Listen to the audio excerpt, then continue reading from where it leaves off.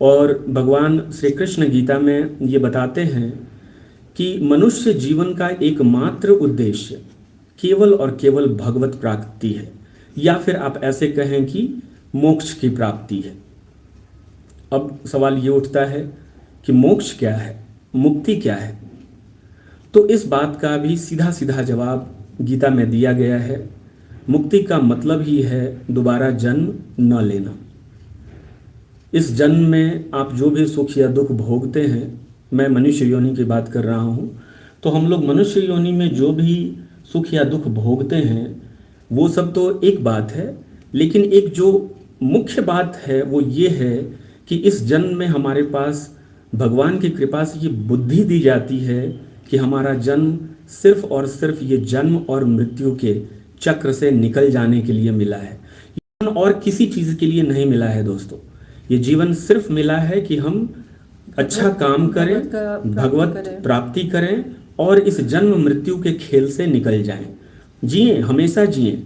हम हमारा भगवान के प्रति समर्पित रहे। जो भी कार्य करते हैं वो हम सिर्फ अपने भगवान के लिए समर्पित। तो यही बात, मैं तो एक बहुत बड़ी कंपनी में जॉब करता हूँ या करता था, हमेशा मैनेजमेंट स्किल्स, तो कभी सिक्स सिग्मा, तो कभी ग्रीन बेल्ट, कभी येलो बेल्ट, यही सारी ट्रेनिंग्स में बिजी रहता था और मैं हमेशा इन्वॉल्व रहता था अपने प्रोजेक्ट से रिलेटेड कामों में और उसी से रिलेटेड चीज़ें भी पढ़ता रहता था। मगर ये कोविड-19 का जो दौर आया जिसने हमें घर में रहने का मौका दिया, जो भाग दौड़ और ट्रैफिक में फंसना होता है वो सब समय बचने के कारण मैं उस सारे समय को उपयोग में लाने लगा गीता पढ़ने में, गरुड़ पुराण पढ़ने में, लिंग पुराण, शिव पुराण, ये सारी किताबें मैंने खरीदी और धीरे धीरे इसे पढ़ना शुरू किया। मेरे जीवन का जो कुल सोचने का जो तरीका था ना दोस्तों, वो इन किताबों से बहुत बदला।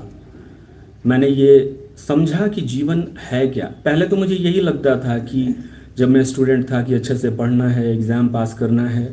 फिर मैंने एमबीए किया, एमबीए करने के बाद प्लेसमेंट हो गई मेरी, कैंपस से ही जॉब लग गई, शादी हो गई, बच्चे हो गए। इन सब के अलावा कुछ और मैं सोच ही नहीं पाता था क्योंकि मैं कुछ जानता ही नहीं था। लेकिन जब मैंने गीता पढ़ना शुरू किया और जब वो लाइन मैंने पढ़ी ना, आप मानेंगे नहीं, एक अजीब सी संवेदना, एक अजीब सी अनुभूति मुझे हुई और मैं ये सोचने पे मजबूर हुआ कि अरे अब तक मैंने क्या किया। जब मैंने इस लाइन को पढ़ा ना, मनुष्य जीवन का एकमात्र उद्देश्य अच्छे कर्म करके जीवन और मृत्यु से बाहर निकल जाना है।